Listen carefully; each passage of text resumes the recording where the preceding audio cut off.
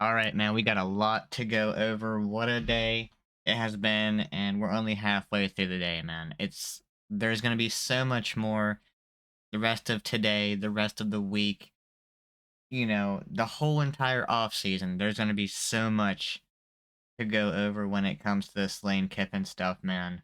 But there's been a lot of news rolling out today about not only LSU but also Ole Miss. There's been Arkansas coaching hires, Florida pretty much coaching hires. I don't think it's official yet, but you got Auburn coaching hires. The dominoes are all falling because of with Lane Kiffin's decision. Um, yeah, we've got quite a bit to go through here, man. I've got some tweets here and some of the biggest updates from today when it comes to the Lane Kiffin situation, and yeah, it's a mess. Um, but we'll start here, man. Well, I will say Florida officials are expecting for John Summerall to accept their job today and are arranging an announcement. So that's where Florida has turned to, John Summerall. They seem to be making that official today or hoping to make it official today. But we go to this post here from Lane Kiffin. He just tweeted this about 20 minutes ago or so. He said, "After a lot of prayer and time spent with family, I made the difficult decision to accept the head coaching position at LSU. I was hoping to complete a historic six-season run with this year's team, led by leading Ole Miss through the playoffs, capitalizing on the team's incredible success and their commitment to finish strong, and investing everything into a playoff run with guardrails in place to protect the program in any areas of concern.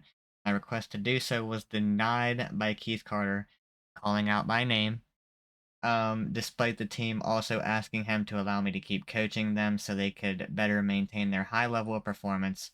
Unfortunately, that means Friday's Egg Bowl was my last game coaching the Rebels. While I am looking forward to a new start with a unique opportunity at LSU, I will forever cherish the incredible 6 years I spent at Ole Miss and will be rooting hard for the team to complete their mission and bring a national championship to Oxford." Lane Kiffin. So that was interesting. He mentioned Keith Carter by name, um, and also threw out there that the team was asking Carter to allow Lane to keep coaching them so they could maintain. Yeah. So he's saying the players wanted Keith Carter to let Lane Kiffin coach, called out Keith Carter by name. Now, I can see both sides of it. I can see Lane Kiffin. You led Ole Miss to the best season in school history, 11 wins. I believe it was the first 11-win season in Ole Miss history. Um, you get them into a playoff spot. You want to compete for a national championship while also being able to seek out a better opportunity because obviously he thinks LSU is a better opportunity. Um, I can, he's sticking up for his players. He was sticking up for the players, wanting to finish the season with the team like Eric Morris could have, because I believe Oklahoma State was going to allow Eric Morris at North Texas to finish the season if North Texas made the playoff. Um, it could have been a situation like that. And I think that's what Lane Kiffin was hoping for. I can also see it from Keith Carter's perspective that Lane Kiffin does not want to coach your team anymore. He wants to go to your in conference rival. You can't have that on the team anymore. You can't have him coaching your team any further. You got to get your team, your program figured out moving forward and get yourself a new coach in place now, with all these deadlines coming up for recruiting and stuff. So I can see both sides of it. It just all boils down to the calendar for, that the NCAA has put in place just being a total mess. Things need to change in terms of the calendar so that this does not happen anymore, and so that teams do not need their new coaches before the season ends. The calendar just has to change, man. And that's the biggest thing to blame in all of this is the NCAA calendar. Um, so that's the post from Lane Kiffin. We have Ross Dellinger here breaking it that Kiffin has made clear to Ole Miss administrators that he is leaving for LSU. LSU's original proposal to Kiffin, as reported last Friday at Yahoo, was a 7-year deal at more than $90 million, making him near the top of salaries in the country. I've heard that number is around 95 million or more. We'll learn the full details at some point, but Yeah, $90 to $95 million is probably around where this is going to be for 7 years. So, with the 25 million or so, probably more than 25 million in NIL annually. So it's a massive deal.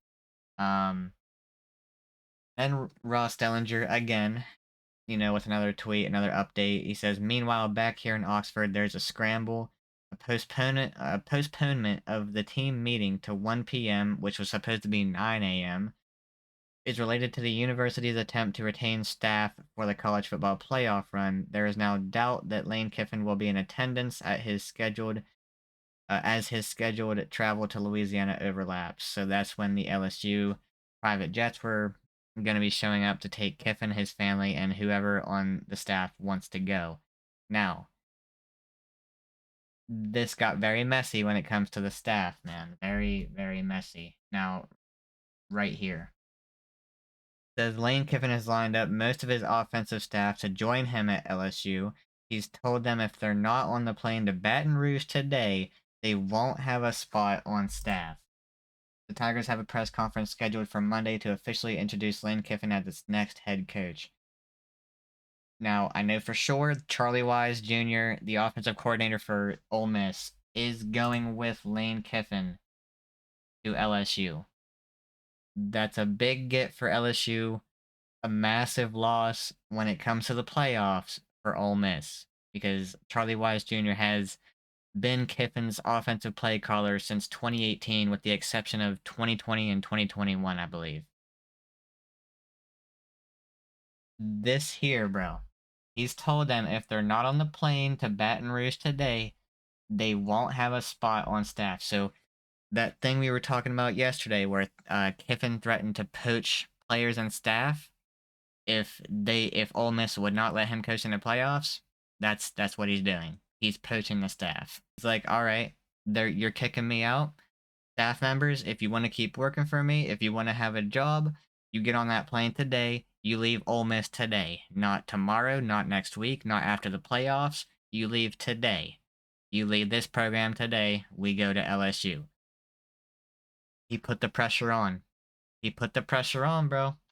Um, and this is where it got really toxic.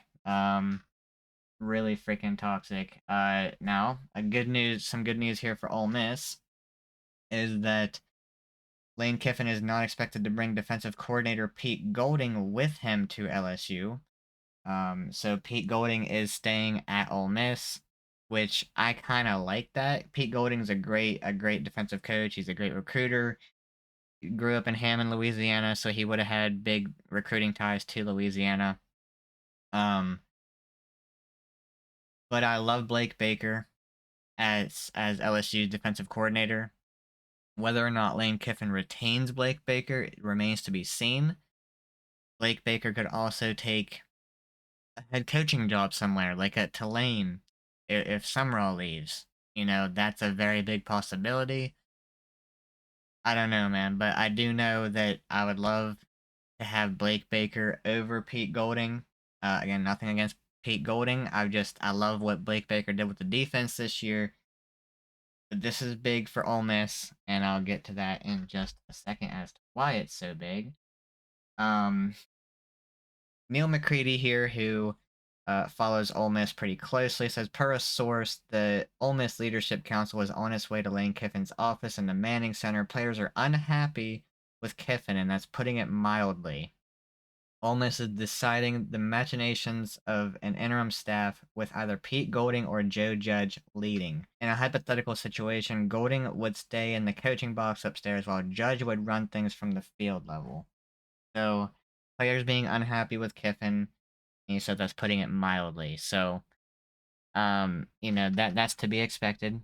Your coach having to leave mid-season before a playoff run. Again, this comes back to the calendar, and honestly, this all could have been handled better from Ole Miss and Lane Kiffin, and it could have been handled better from all sides. Ole Miss and Keith Carter could have put their foot down like weeks ago, a week ago, whatever. They could have put their foot down and like made Lane Kiffin decide.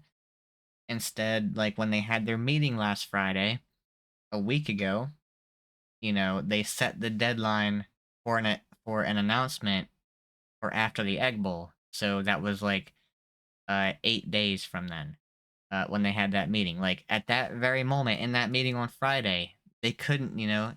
Keith Carter could have just said, "No, make a decision right now. We're not waiting till after the Egg Bowl. That's too late. You got to decide now." But that didn't happen. Um, and Lane Kiffin just got to finish the regular season, and now here we are with things being so late, happening so late, and happening in pretty much a rush. It could have been handled better from all sides. It really could have, and it could have been not as toxic. Now, not to say that all of this wouldn't have happened anyway. If it did happen last week, it very well could have, but it's felt messy for a while, and it's very messy, man. Yeah, that's pretty much what we just mentioned about Pete Golding. Um, he's expected to remain at Ole Miss and coach the Rebels in the playoff. Um, Charlie Wise Jr. is set to come to LSU with Lane Kiffin. Yeah, since 2018, Wise has been Kiffin's offensive coordinator every season except for 2020 and 2021. Massive get for LSU for sure. And now here's why Pete Golding staying at Ole Miss is such a big deal for Ole Miss. Ole Miss is promoting defensive coordinator Pete Golding to be its permanent head coach. So Ole Miss did not waste any time. They did not waste any time. I know there's been some reports of Ole Miss wanting John Summerall, but with it sounding like he's going to Florida, you got Alex Golish going to Auburn.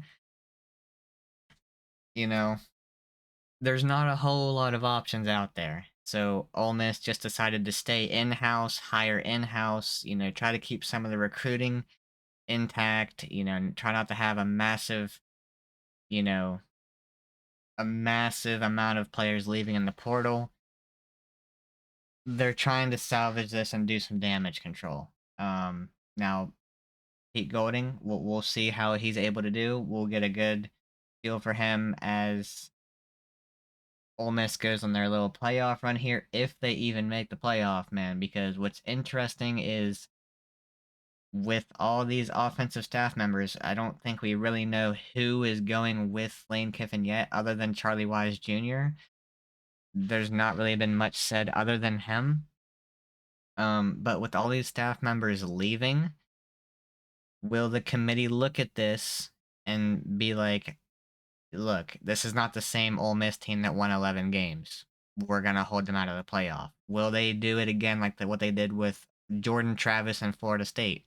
When Jordan Travis was injured, wasn't able to play, and they kept Florida State out of the playoff. Will they do that with Ole Miss?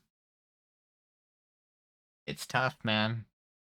I could see why they would do it, but it also very much sucks for the players on Ole Miss's team. Um, it's gonna be. I guarantee it's gonna be a decision. It's gonna be a discussion. I mean, it's man. If they leave Ole Miss out at 11-1, it's a mess, bro. It's not even just within Ole Miss. It's gonna be a mess that bleeds over into the committee.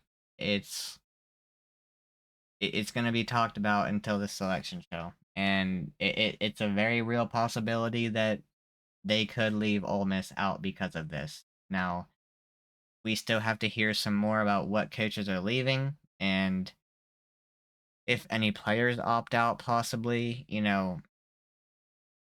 We'll see, man. But I don't, I don't envy the committee for this one. I really, if it was me, I'm leaving Ole Miss in. If it was me, I'm leaving Ole Miss in. But you know, you're losing your head coach, you're losing your offensive coordinator. Ole Miss is here largely in due part because of their offense. They had a solid defense, but it's their offense that has gotten them to this point, man. And you're appointing a defensive-minded head coach. This team has not been known for their defense; they're known for their offense, and you're appointing a defensive-minded head coach. So, uh, it's tough, bro. Um, But now we have Brett McMurphy. I just figured I'd add this into the video. But Lane Kiffin's first game with LSU will be at home versus Clemson on September 5th. It's gonna be a big game, probably a night game. Gonna have Lane Kiffin versus probably Dabo Sweeney. Um, Lane Kiffin's first game at Death Valley, and it's going to be rocking. I promise you. LSU fans have been wanting Lane Kiffin for a long time. A long time, bro. He's finally the head coach. The fan base is going to rally around him, especially after having Brian Kelly as the head coach for the last 4 years. The fan base is going to rally around this man like crazy. And it's it's going to be one of the most insane environments at Death Valley that we've ever seen. I promise you. It's going to be crazy. Um he also adds that Kiffin will play at both Ole Miss and Tennessee next season. My dude is gonna have so many mustard bottles thrown at him at Ole Miss and so many golf balls thrown at him from Tennessee. It's This dude is a villain. Um he does fit in with LSU. He very much does fit in with LSU, his attitude, his narcissism, his stubbornness, his ego, just he fits in. He fits in with LSU, man, and as much as people look down on him for his ego and his attitude and just how he carries himself, how cocky he can be, all those things are gonna fit right in with LSU. It fits like a glove, bro. Um, and I think he's a really good fit. I think he's as good of a fit at LSU, not better than Coach O. You're not gonna find a better fit than Coach O, but he's the next tier when it comes to fit at LSU. He's right under Coach O just because of his attitude, and he's competitive as shit, bro. And that's my favorite thing about Lane Kiffin. He is super freaking competitive, man, and he's petty. Lane Kiffin is very freaking petty, man. Um, so Ole Miss is gonna have a chip on their shoulder when it comes to Lane Kiffin going back to Oxford next year. But my oh my, I guarantee you Lane Kiffin's going to be going into that game with his hair on fire, bro. He's going to want that win more than anyone he's ever gotten in his life. I mean, you got him calling out Keith Carter by name in his post on here, you know, dragging him under the bus, pretty much, as to why Lane Kiffin's not able to coach the team the rest of the way. It's gotten toxic there in Oxford. Lane Kiffin is going to want to beat Ole Miss very, very badly. As badly as Ole Miss is gonna want to beat him. It's gonna be a game, bro. It might be the most viewed game next year. Very well could be. No matter how bad Ole Miss is, no matter how no matter what the records of the two teams are, it's gonna be the most viewed game next year. That is my prediction, bro. Everybody's gonna tune into that. All eyes are on Lane Kiffin and Ole Miss and LSU, and they have been for the last couple weeks.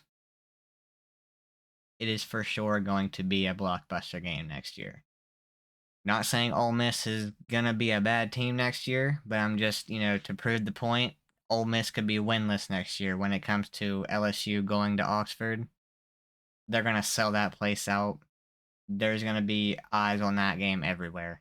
Um, it's gonna be fun, bro. But the remaining 2026 SEC schedule is home versus Bama, Mississippi State, Texas, Texas A&M, and then at Arkansas, Auburn, and Kentucky. So not an easy schedule for year one. So Lane Kiffin's got some work to do, man. I think the first thing is going to be sorting out the offensive line. I think he has to also keep Frank Wilson, I think you have to keep Corey Raymond and keep Blake Baker if you can. Um, Other than that, you need to hire a good strength and conditioning coach. Um, there's some work to do, man. There's gonna be some key players leaving on the defense as well. Can he get Whit Weeks to come back? That remains to be seen. We'll see on that one. It's gonna be a big off season for LSU. And I've already seen some reports of some commits in this recruiting class, or just some recruits in general, being like, "Wow, I really love the Lane Kiffin to LSU move." He's gonna put LSU on the front page very, very often, and it's gonna help LSU with recruiting. He's very good friends with Coach O. He's been in contact with Coach O. Can he get Coach O to come back and coach, on his staff as a defensive line coach or something? And dude, I've said it before. Lane Kiffin, Coach O, Frank Wilson, and Corey Raymond recruiting the state of Louisiana and just recruiting in general. Good luck. Coach O and Frank Wilson alone are going to lock down the state of Louisiana and get most of the top talent in the state to stay home. Then you add in Corey Raymond, and then you add back in Lane Kiffin. They're going to have top 3, top 4 recruiting classes every year, if that's the staff. They're going to lock down the state of Louisiana, if that's the staff. I'm just being honest, man. That would be probably one of the best staffs in America, especially when it comes to recruiting. So yeah, man, that's the update so far. Um, I'm sure there will be more. I already got a notification here, I see, so let's just go ahead and see what that was.